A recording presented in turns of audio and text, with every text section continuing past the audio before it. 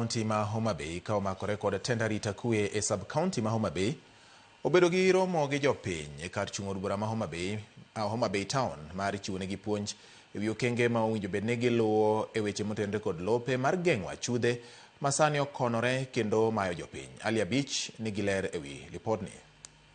Romo makamano manobagi kabunde ka chud bura ma Homabay town ne okelo kanyakla ruodhi kod jolopgi kod apisas mawuok e bad migawo mar lowo mar chiwo ne jopiny puonj e wi okenge monego bed ni giluwo ka gidwaro obok mag lowo e kind chenro mamoko e ofis mar lowo manitie e boma ma Homabay, ka jopiny bende nobedo kod thuolo mar chiwo ng'ur margi e pek ma gisebedo ka gineno e ofisno. Romo no biro bang' ka apisas ariyo matiyo ofise mag lope manitie e boma ma Homabay ne omaki kod obila mag okwach kich gi ketho mar kawo asoya kuom jopiny, ka jalup Commissioner e sub county ma Homabay Charles Mwayaya mane ochuo kom e romo makamano wacho ni dwaro margi en mondo jopiny obed kod ng'eyo matut e weche motenore kod lope. Members of the public have been raising issues as regards to services being offered from the Lands Office, delay in execution of especially conclusion of disputes, boundary disputes, land disputes.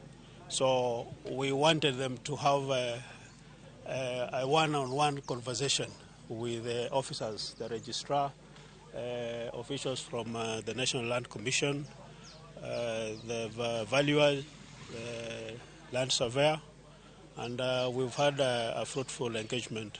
Registrar mar lope county ma Homabay Bernard Bosire ne okone pek magenene ofisno biro kalore kod jopiny mathoth matiyo kod joblek kata chudhe moko e kinde ma gidwaro obok mag lope, kendo osemiyo jopiny mathoth owito omendagi kane okone jopiny mondo wetiyo kod joblek kata chudhe mag lope e kinde ma gidwaro chenro mopogore e ofisno. So we have also told them how to pay for all the transactions through AltPay and not to deal with non-staff members.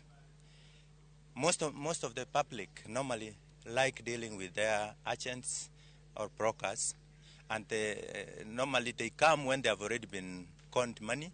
That's when they come complaining, I've been conned money. Bosire bende nokoni achudhe mag lope maloso bok mag lowo mabandia opong'o boma ma Homabay, gweng' ma Kwandikwe Ndhewa, gwenge mag Mkajulwe ka chud bura mar Angue kama ne ogolo siem ni achudhe makamago. The main place is in Ndhewa, in a place called Kwandiku. There are so many fraudsters in that area, and there are so many absentee landlords there. And another place is here in Asewa, in township. Also, fraudsters are so many, preparing title deeds similar to the one that have been prepared by us. Again, another problematic area is in Gemkachuru. Gemkachuru is in Asumbi direction. Hapo, the parties, landowners sell land more than 3 times. Anausia huyu, after some time anausia mwingine, after some time anausia mwingine. So the final person gets the title deed. The other two have not gotten the title deed. They start complaining. We have also told them the repercussions. Ka jopiny mano yuoro kinde romo makamano bende lero pek magisibedo ka ginene weche mag lope. Paulos ne title deed ma fake.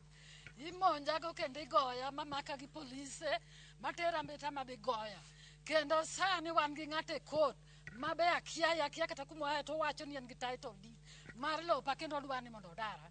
Adwani sirikal okonya. Kendo jopiny owuok ka itgi okolore kabisa ni ng'eyo mok gi ng'eyo mamoko emomiyo tabu timore. Ahinya kama wawuoyo ere kaka lowo achiel man gi title deed ariyo kata adek wuok ka registra nade. Ali Abich, Ramogi TV, Homabay.